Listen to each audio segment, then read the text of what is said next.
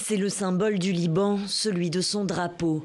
Mais au milieu de cette forêt de cèdres, plusieurs ne sont plus que des troncs morts, un sort que connaissent de plus en plus ces conifères.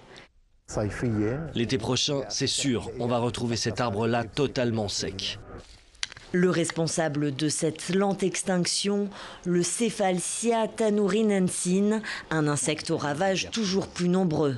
À cause du réchauffement climatique, les chutes de neige sont de plus en plus rares sur les sommets libanais. Et cet insecte, qui avant séjournait pendant 3 à 4 ans sous terre, fait désormais des apparitions annuelles. Il n'y a pas assez d'humidité dans le sol, donc ces insectes émergent désormais chaque année.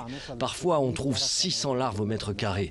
Et c'est un grand danger parce que toutes les larves vont sortir du sol, pas seulement quelques-unes. Rien que dans cette réserve du nord du pays, plus de 7% des cèdres sont morts ces dernières années et 70% d'entre eux seraient désormais touchés par l'insecte.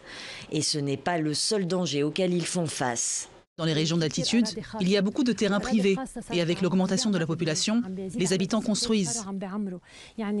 Donc les régions où les cèdres pourraient se multiplier naturellement et où les forêts pourraient se connecter les unes aux autres sont en train d'être construites.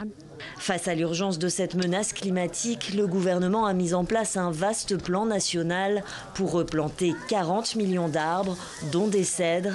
Car si ce symbole du Liban est loué pour sa résistance, cet arbre centenaire et parfois millénaire pourrait avoir disparu dans le pays d'ici la fin du siècle.